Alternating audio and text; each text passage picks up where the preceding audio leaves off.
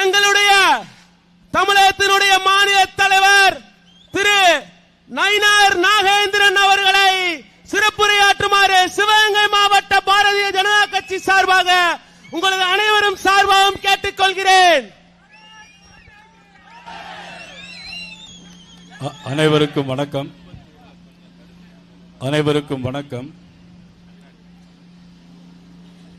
தமிழகம் தலைநிமிர தமிழனின் பயணமாக இன்று இரண்டாவது நாள் சிவகங்கை சீமையில், செட்டிநாட்டு சீமையில், சீமை என்று சொன்னால் 2-3 சீமைகள் தான் உண்டு. நெல்லை சீமையும் அதில் அடங்கும். நெல்லை சீமையும் அதில் அடங்கும். ஆனால் எத்தனையோ சீமைகள் இருந்தாலும் சீமைகளுக்கெல்லாம் சீமை அது சிவகங்கை சீமை, இந்த செட்டிநாட்டு சீமை. 1770ஆம் ஆண்டு இந்த மண்ணை ஆண்ட முத்துவடுகநாத தேவர் ஆங்கிலேய பீரங்கி படைகளால் தாக்கப்பட்ட போது அதில் குண்டடிபட்டு மரணமடைந்த பிறகு வீரமங்கை வேலு நாச்சியார் 8 ஆண்டு காலம் வீரமங்கை வேலு நாச்சியார் 8 ஆண்டு காலம் திண்டுக்கல்லிலே காட்டுப்பதிலே பதுங்கி கோபால் நாயக்கர் படைகளுடனும் திப்பு சுல்தான் படைகளுடனும் சேர்ந்து மீண்டும் சிவகங்கையை மீட்டெடுத்த வேலு நாச்சியார் வாழ்ந்த புண்ணிய பூமி இந்த பூமி. அதன் பிறகு மாமன்னர் மருது சகோதரர்களால்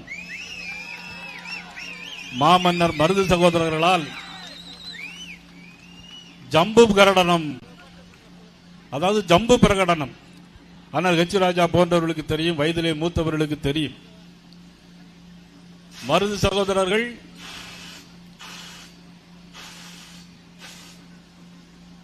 சகோதரர்கள் ஸ்ரீரங்கத்தில் 1800ஆம் ஆண்டு ஜம்பு பிரகடனத்தை, அதாவது எல்லோரும் ஆங்கிலேயரை எதிர்க்க வேண்டும் என்கின்ற பிரகடனத்தை தோலிலே எழுதி வைத்தது. அந்த ஜம்பு பிரகடனத்தை நான் இன்று நினைவுபடுத்துகிறேன். அதில் சொல்லப்பட்டது என்னென்று சொன்னால், ஆங்கிலேயர்களை விரட்ட வேண்டும், அதற்கு ஜாதி மதம் அதற்கு அப்பாற்பட்டு எல்லோரும் ஒன்றிணை வேண்டும் என்றுதான் அந்த ஜம்பு பிரகடனம். ஆனால் நான் இப்பொழுது உங்களை எல்லாம் கேட்கிறேன், இப்பொழுது ஒரு பிரகடனம் இங்கே வேண்டும். இந்த திராவிட மாடல் ஆட்சி ஒழிய வேண்டும். அதற்கு காரைக்குடி இந்த செட்டிநாட்டு சீமையில் நாம் அனைவரும் ஒரு பிரகடனம் மேற்கொள்ள வேண்டும்.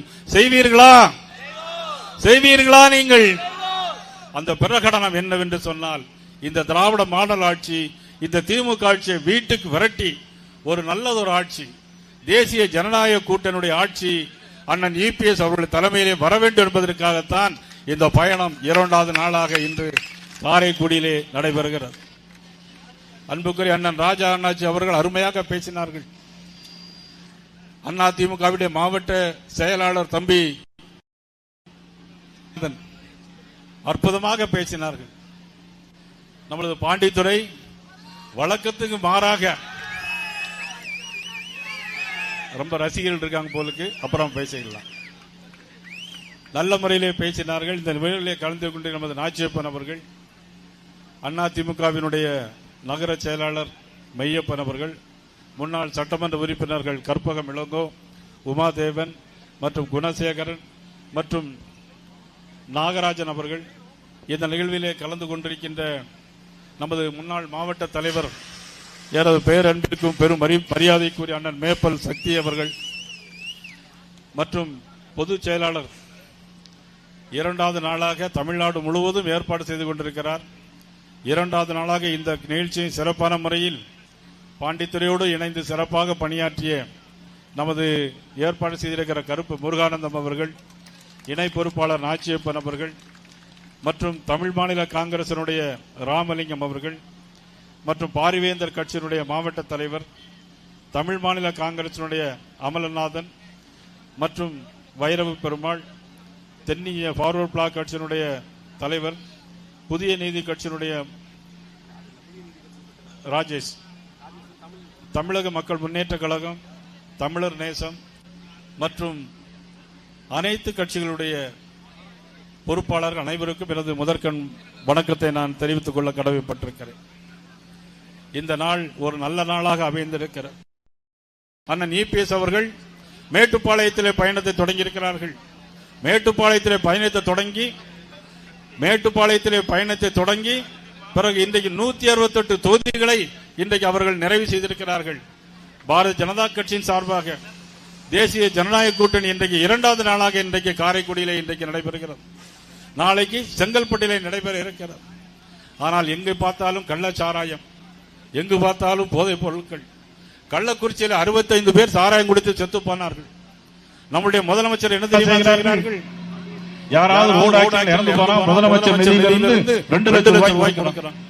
ஆனா கள்ளக்குறிச்சியில் கள்ளச்சாராயம் குடிச்சு செத்து போனா 10 லட்சம் ரூபாய் கொடுக்கிறான். ஆக சாராயம் குடிச்சு செத்த இந்த ஆட்சியில பெரிய மதிப்பு, அவருக்கு ஏதோ பதவி உயர்வு கிடைக்கிறது போல 10 லட்சம் ரூபாய் கொடுக்கக்கூடிய அளவிற்கு இந்த ஆட்சி மிக மோசமான ஆட்சியாக நடைபெற்று கொண்டிருக்கிறது.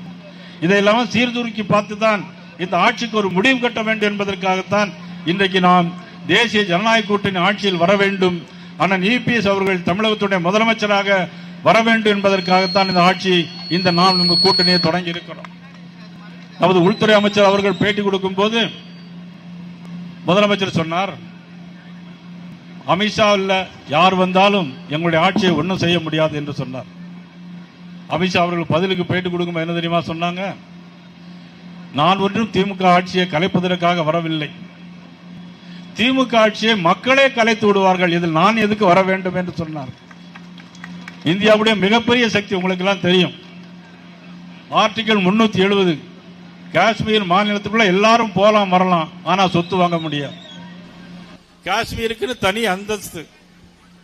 இதெல்லாம் டாக்டர் அம்பேத்கர் அவர்களே அதை எதிர்த்தார்கள். 370 ஆர்டிகல் வர வேண்டாம் என்று அம்பேத்கர் அவர்களே எதிர்த்தார்கள். அதையும் மீறிதான் காங்கிரஸ் அரசாங்கம் கொண்டு வந்தது. ஆனால் இன்றைக்கு அந்த ஆர்டிகல் 370 அப்படியே தூக்கி வீசிய மாபெரும் அற்புதமான இரும்பு மனிதர் இந்தியாவுடைய 2வது சர்தார் வல்லபாய் பட்டேல் அவர்கள் சொன்னார்கள், நான் ஒன்றும் உங்களுடைய ஆட்சியை கலைக்க வேண்டாம், ஆனால் ஆட்சி உங்கள் ஆட்சியை மக்களே கலைத்து விடுவார்கள், அதற்கான நேரம் நாள் நெருங்கி வந்து கொண்டிருக்கிறது. நான் நேற்று மதுரையிலே சொன்னேன், கவுண்ட் டவுன் ஸ்டார்ட் ஆகிவிட்டது. நேற்று பேசும்போது 177 நாட்கள். இந்த திமுக திராவிட மாடல் அரசுக்கு 177 நாட்கள் நேற்று. இன்றைக்கு 176 நாட்கள் தான் இருக்கிறது. எண்ணி வைத்துக் கொள்ளுங்கள். நாளைக்கு 175 நாட்கள். நாட்கள் கூடிக்கொண்டே போயிருக்கிறது.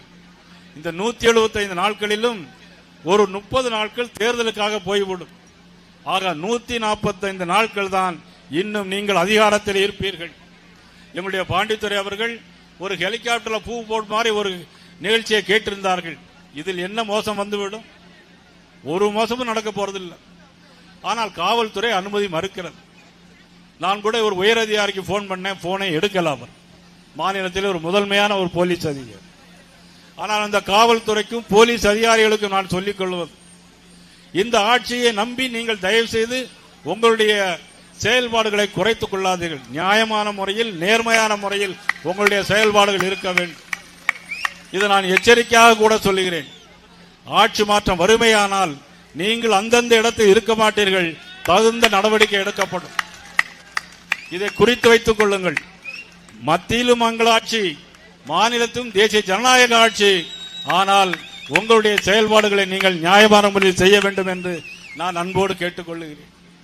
ஆனால் கள்ளக்குறிச்சியிலே சாவு 65, செத்தது கள்ளச்சாராயம் குடித்து. கரூரிலே நடந்தது 41 சாவு. 41 சாவு எப்படி நடந்தது உங்களுக்கு எல்லாம் தெரியும். இப்பொழுது காவல்துறை நான் ஏன் எச்சரித்தேன் என்று சொன்னால், எந்த இடத்தில் அனுமதி கேட்கிறார்களோ கொடுங்க. நீங்க முதலமைச்சர் வந்தா முதலமைச்சர் எந்த இடத்துல கேட்கணும் அந்த இடத்துல அனுமதி கொடுக்கிறீங்களா இல்லையா? முதலமைச்சர் வந்தாலோ துணை முதலமைச்சர் வந்தாலோ எந்த இடத்துல அனுமதி கேட்கிறீங்களோ அந்த இடத்தில் பின்னாடி இருப்பாங்க.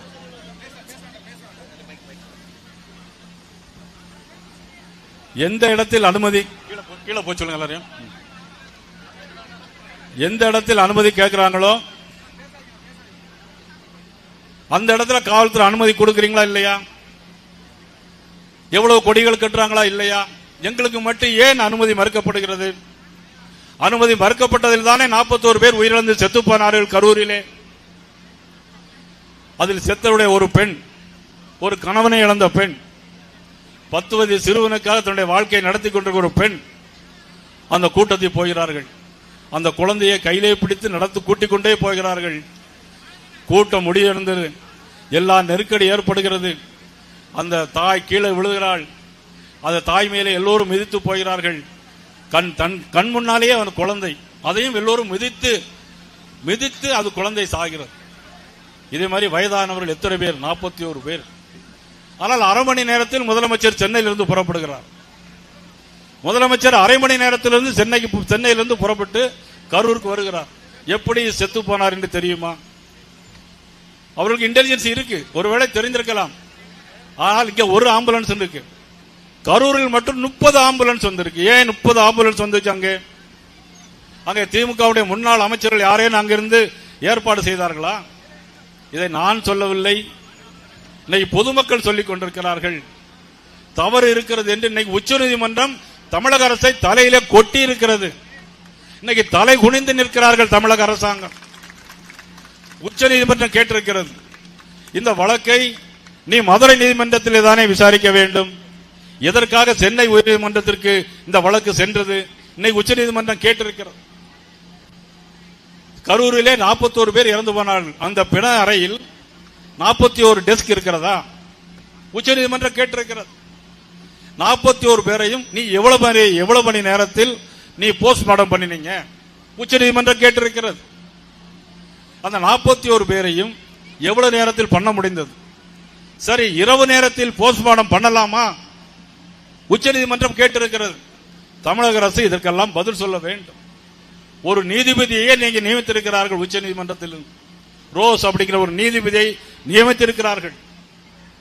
ஆனால் அதற்கு தகுந்த பதில் தமிழக அரசு சொல்லியே ஆக வேண்டும். இவர்கள் எஸ்ஐடி, ஸ்பெஷல் இன்வெஸ்டிகேஷன் டீம், அதை விசாரிப்பதற்கு முன்னாலேயே ஒரு தனிநபர் ஆணையத்தை அவர்கள் போடுகிறார்கள்.